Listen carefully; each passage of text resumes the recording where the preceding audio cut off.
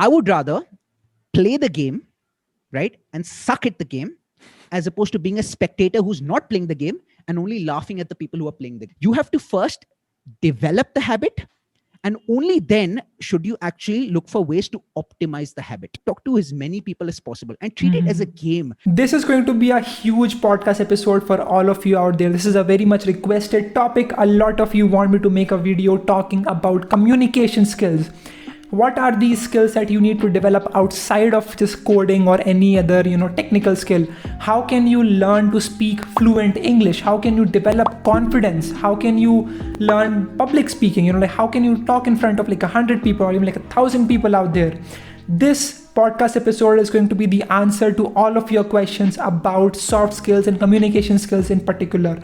I will be having the timestamps in the description. Take a look at them. But in this video with me, I have Anubhav Jain, and he will be sharing his insights into how to speak better, how to be confident while speaking, and how can you speak in front of a large group of people. Now, if you don't already know, Anubhav has his own YouTube channel called as Anubhav Talks, where he basically talks about investment banking or even like the sports industry and commentary and all that. He shares his complete journey, and I think his speaking ability is just commendable, and you should definitely consider taking a look at his videos. I'll link his channel in the description. Make sure that you subscribe to this channel and like this video, and let me know in the comment section below if you got to learn something from this particular video. Thank you so much, and now let's get started. Anubhav, please give a short introduction of yourself, and then we can start talking more about yourself. 100%. You're putting me under pressure now, Ishan, with these short introductions. But definitely, hello, everyone. Look, it's great to be sharing the platform with you, Ishan. You're doing some phenomenal work on the YouTube front at college and, in terms of your content creation. So I am Anubhav Jain. I graduated from Georgia Tech, having studied industrial engineering. This was in December 2015 that I graduated. So it's been slightly over 5 years. I also did a certificate in finance when I was in college, and towards the fag end of my college life, so this was my junior year, my senior year, I got really captivated and entranced by the financial markets when I was in the US. And that's when I thought that, let me ply my trade on Wall Street. So after graduating, I did a short stint working at Deutsche Bank. So I worked on the trading floor in Jacksonville, Florida for a few months, but then ended up getting an offer from Goldman Sachs, and then went to Goldman Sachs in New York. So working at the New York City headquarters, first worked in the sales and trading division for 1.5 years, and then moved over to the investment banking side, so the private side, and then worked in investment banking for 7 months. Now, unfortunately, did not end up getting my H-1B visa while I was in the US. So after having worked for about 2.5 years after graduating college, I decided to move back to India. Now, those 2.5 years working, in a very high octane Wall Street environment taught me a lot. And I thought that, it might be a good idea or a good opportunity for me to pivot to something else. I always knew that I had solid communication skills and I could create content, based upon topics that I'm interested in, because I thought that my personality would make for captivating content. And so I thought, it would be an opportune time for me to actually pivot to something else, because I'd never quite done justice to my speaking skills or my writing skills. Yeah. And so came back to India in July of 2018. So it's been about 2.5 years. And then for the first 5 or 6 months, didn't really do much. I was just blogging a bit as a hobbyist. It was my first attempt with YouTube as well, a very unsuccessful attempt. But it taught me a lot about myself, because time spent in solitude definitely enhanced my self-awareness. But then, what I was doing wasn't quite paying the bills. So I ended up working at a startup, which was a horrible experience. Did that for about 3 or 4 months. And then we don't necessarily have to go into the details, but through persistence as well as, of course, fortune and luck, ended up getting an internship offer with ESPN Cricinfo and worked with them as a junior presenter during the 2019 Cricket World Cup. And that was one hell of an experience, the best experience of my life. And those 2 months, those 3 months, presenting on live TV during every single match day, albeit for 2 or 3 minutes, definitely enhanced my confidence by leaps and bounds. And since then, I've been in the creative arts field and currently work as a principal presenter at a Singapore headquartered sports media company called OnePlay Sports. Yeah. And of course, also do my YouTube thing on the side as a hobbyist, not quite at the same frenetic pace that Ishan Sharma does it at, but I like keeping up, or, I think Ishan is my motivation when it comes to, keeping up with the celebrities on YouTube. Oh, thank you so much, bro. Quite an amazing amazing profile you have. I mean, that's just amazing. What you've done in the past 4 or 5 years, really interesting. Not a lot of people have such diverse experiences. You know, they either just go into one company, they work over there for a long, long time. And what you've done is really interesting.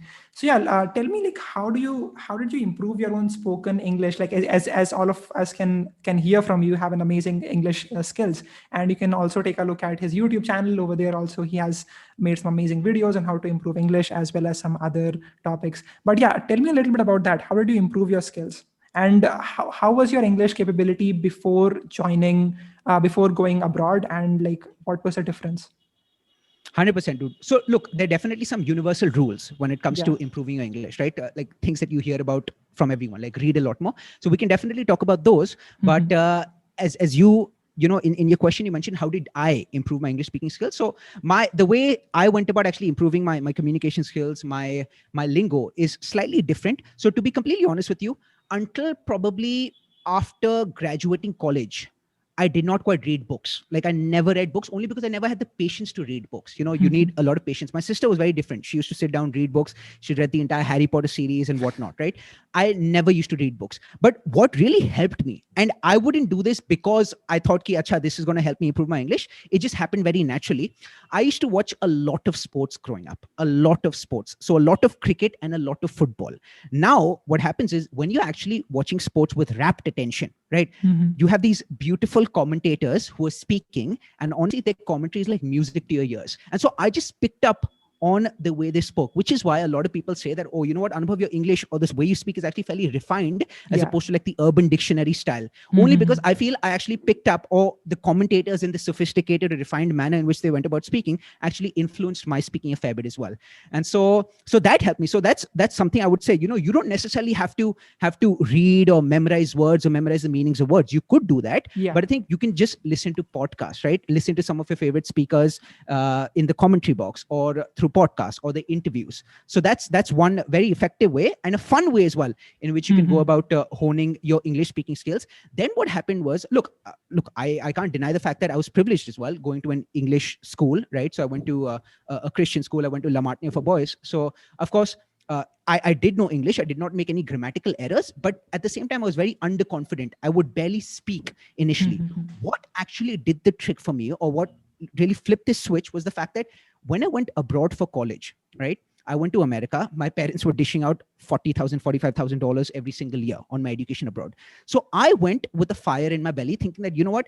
I have to make the most out of this experience that I'm getting that I would not be getting in India. If I studied in India, right, I'd be with people who are with fellow Indians. And so the fact that I'm exposed to this diverse environment where Indians actually represent, or Indians or Asians represent, a very small minority, right? I have the chance to actually speak one-on-one or have in-person interactions with people from South America, North America, Australia, Canada, and whatnot. So I have to make the most of it. And so that really forced me to come out of my comfort zone. Yeah. And so what happened was, slowly but surely, from being someone who was very shy and underconfident and very, very insecure, I actually started becoming a conversation junkie. Because what happens is, when you actually talk with people, when you learn the art of small talk, slowly but surely, you just become a lot more comfortable being uncomfortable. But that happens over a long, long period of time. You know, they say it takes 10 years to become an overnight success. So that definitely won't happen overnight. But what I used to do was, and some people, you know, there are different schools of thought. Many people might not agree with this, but I actually used to, because of how insecure I was, I actually used to analyze my conversations in the aftermath of those conversations. But there's a difference in which you should actually go about analyzing. So some people, I used to be hard on myself, but there's a very big difference between being hard on yourself because you care for yourself and being hard on yourself because you hate yourself. The latter, absolutely. The latter will not help you. The latter is just going to make you demoralized, that, you know what, okay, I'm just going to become despondent because I failed at this conversation. I wasn't quite up to the mark, right? But if you're actually hard on yourself because you truly care for yourself, then you'll be like, you know what, Anubhav, it's all about micro progression. It's micro progression, right? Similar at the gym as well. When you're working out, right? It's not that, okay, overnight you go from having flaps to 6-pack abs. But when you wake up in the morning, the following day, and you see yourself in the mirror and you see a little bit of improvement, like an infinitesimal small amount of improvement, right? That's what keeps you motivated. That, you know what, okay, slowly but surely, these small changes or these small increments will definitely add up. And so that's how I saw it as well when I was having conversations and coming out of my comfort zone, chatting with all of these people. So that helped a lot. So what I would say is, dude, talk to as many people as possible and treat it as a game. Do not think it's something that's life or death. It's a game. And the one thing that I realized, being a student of human nature and someone being a student of human nature only because I was very insecure, right? So I used to think a lot about human psychology, about human nature. The one thing that I realized is the person that you're speaking with is as insecure, if not more insecure than you are. Oftentimes we think, oh, you know what? Yeah. It was an awkward conversation because the other person was awkward. Oh, sorry. It was an awkward conversation because I was awkward. Yeah, exactly. Yeah. But oftentimes it's not you who was the person who was awkward, but the other person was actually more awkward, which is why you felt that the conversation was awkward. But the more conversations that you actually immerse yourself in, right, with different people, the more you'll realize that, you know what, there are lots of weaknesses and insecurities behind all the bluster that you see. Yeah. You know, so that shift in mindset, that paradigm shift in mindset, that it's not always my fault and I'm not the only person who's underconfident or insecure, definitely helped a fair bit. So have as many conversations as possible. In a nutshell, that's what I'm trying to say. And with anyone, look, one of the reasons I love going to the gym is, of course, one of the reasons being that it enhances your physical fitness, but the other reason being I find a strong sense of communal purpose at the gym. And so I recognize people, you know, I say hi, hello to them between sets. When I'm resting for like a minute or two, I just end up chatting up someone. And so I love having those chats with people, and definitely keeps you sharper as well when it comes to your social interaction skills, your social talent. So you become more socially talented, you know, the more conversations that you have. Then I briefly alluded to reading as well at the start of the conversation. You know about this because you, of course, follow Naval Ravikant. Maybe a lot of your viewers follow Naval Ravikant as well. But the one thing he says is, read what you love until you love to read. I love that. That's beautifully, like nothing sounds so simple yet so profound, you know, when it comes to how you can develop a habit of reading. The one thing that I will say is, I haven't read this book. It's Atomic Habits by James Clear. I haven't read the book, but I learned about this idea through some interview of his that I was watching, where he was talking about his book. But he talked about this real life case study where there was this one fitness trainer who was trying to get this one client of his into the habit of coming to the gym regularly. And oftentimes, you know, people use like brute force approaches that you have to come to the gym. As soon as you tell yourself that I have to do something, automatically your mind starts looking at that thing as a chore, and so it'll do anything to avoid it. You know, it's so funny. It doesn't feel like play to you. Absolutely. You know, it's so funny. The days I tell myself that, Anubhav, I have to script a YouTube video, those are the days I actually avoid scripting. But the days I'm like, you know what, Anubhav, if I feel like doing it, I'll do it. If I don't feel like doing it, I won't do it. Those are days like when I treat things more organically. And, you know, to each his own. Some people actually need to be very hard on themselves. But for me, if I keep things organic, that's when I actually deliver, you know. And so going back to that case study that James Clear was talking about, that fitness trainer told him, okay, you have to come to the gym only for 5 minutes. That's it. Just for 5 minutes every single day. Right. And the client was like, oh, that's so easy. For 5 minutes. Sure, I'll do it. He started coming only for 5 minutes. But then once you come for 5 minutes, you're like, you know what, I can work out for 15 minutes. So I can work out for 30 minutes. I can work out for 45 minutes. Yeah. So the basic premise or the basic idea behind the strategy was, you have to first develop the habit, and only then should you actually look for ways to optimize the habit.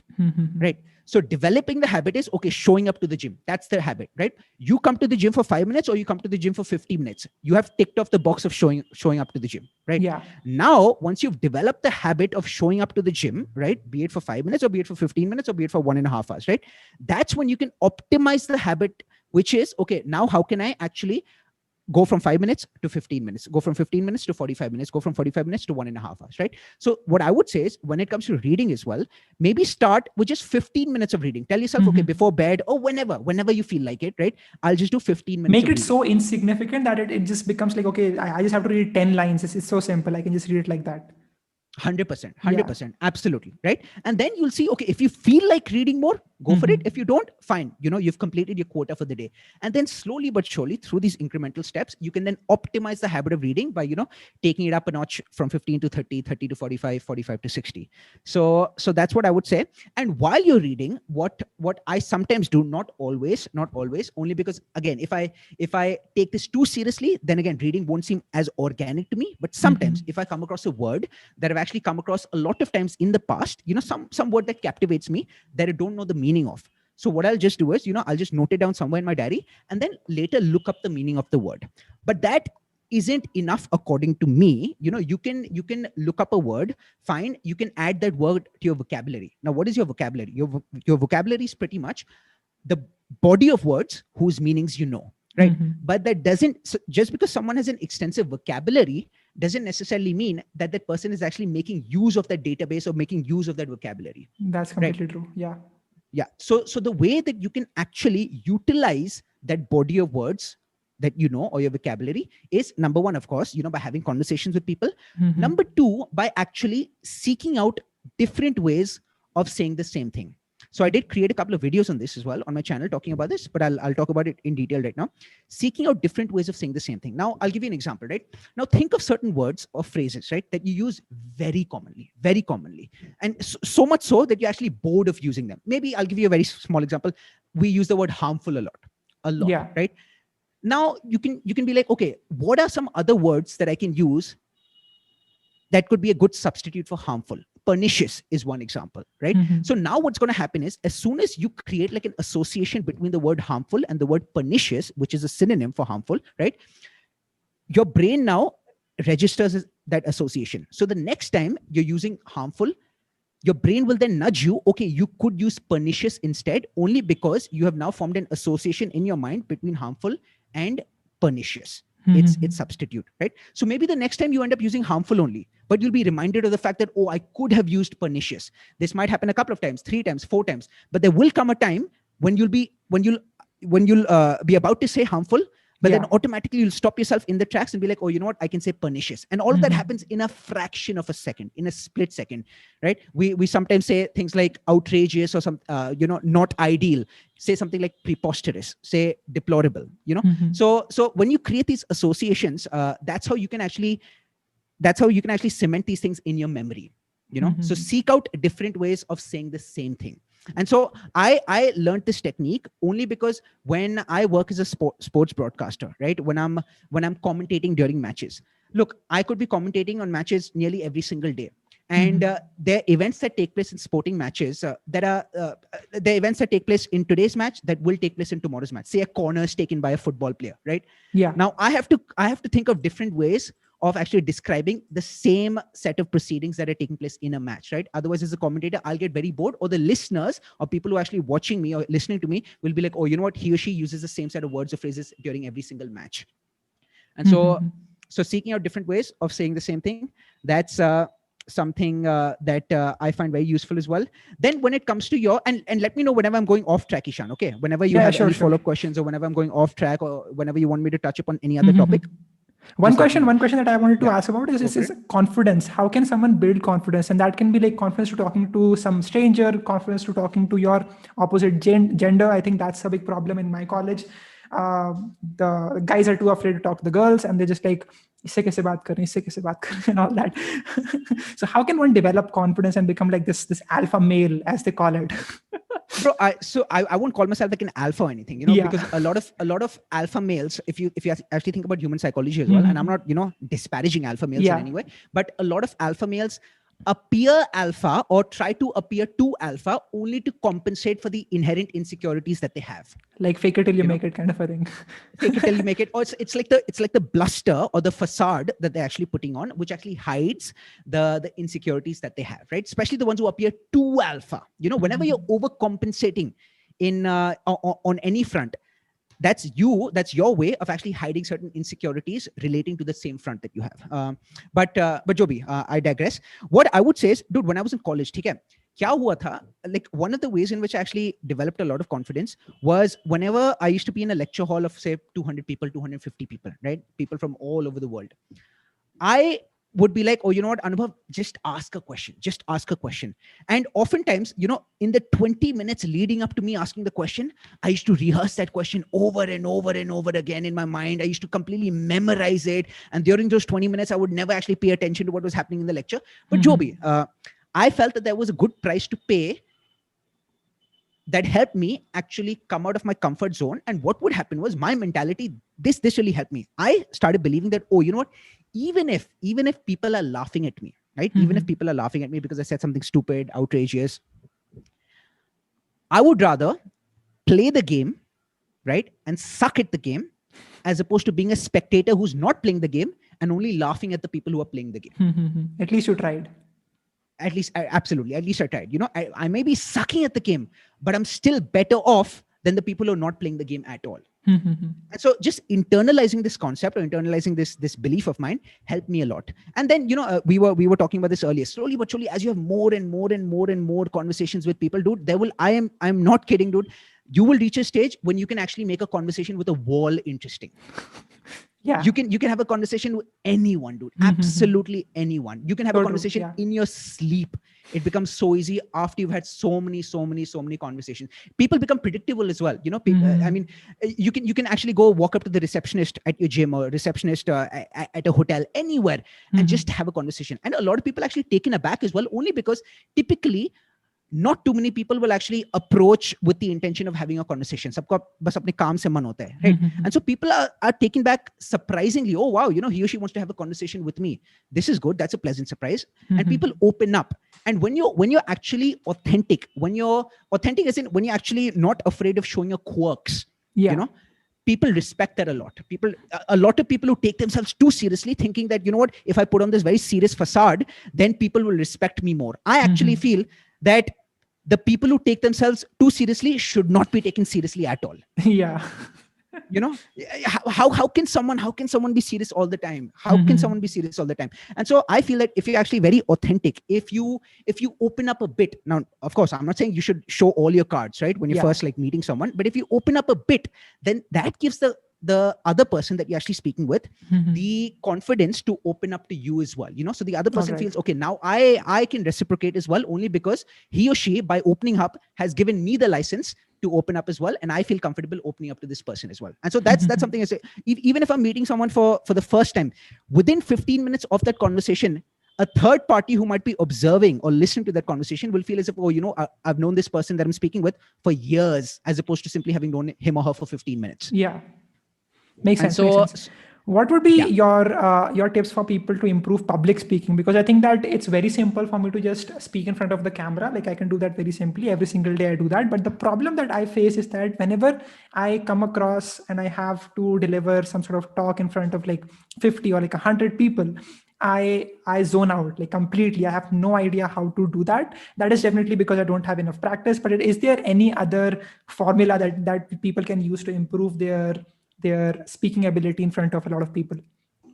Bro, the one thing that I will say is, at least the trick that works for me the most, okay, I'm pretty sure there are lots of other tricks as well, but what I will say is, know your content.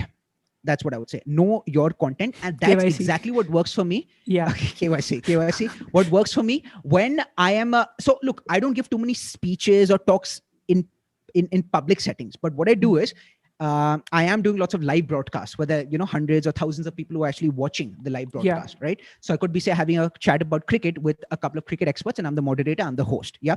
So initially what I would do is, I would end up memorizing a lot of things. And I used to simply do myself a disservice, only because if spontaneity is your strength, then rote memorization is something that actually takes away from your spontaneity, right? Because rote memorization ke saath kya hota hai? Okay, I'm following a script right now. Okay, so I have to go in this specific order that I've created for myself. But now what I've done is I've changed it a bit, right? I just simply tell myself, Anubhav, okay, know your content, which means that, okay, know your facts, know your figures, know all the relevant pieces of information. So definitely do all your due diligence and do all your research.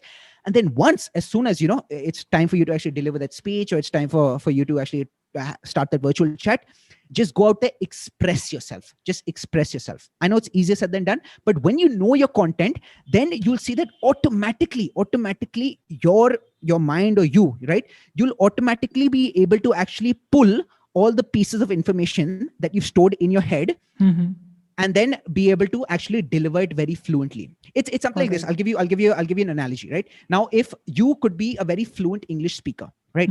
That's because you are a fluent English speaker because you know the English language really well, right? Your vocabulary is really strong, and you know all your phrases, your idioms, your words, everything, right? Now, if I tell a very fluent English speaker, okay, go out there and speak in Chinese, you won't be able to do it, right? Because you don't know your content. You don't know the bricks of Chinese language. You don't know what makes up Chinese language, right?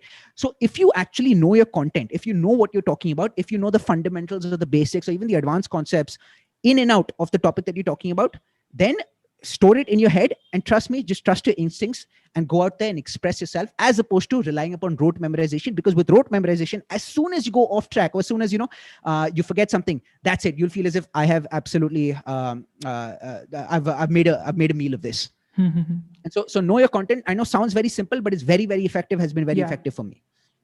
All right. Well, thank you so much for joining me here for this short video. Guys, if you have any questions, you can post them in the comments down below. You can also reach out to him on his socials, and I will be linking his channel as well. If you're interested to learn more about, banking sector, or if you want to get into sports, and if you want to learn about that, definitely consider taking a look at his channel. Thank you so much, Anubhav, for joining here.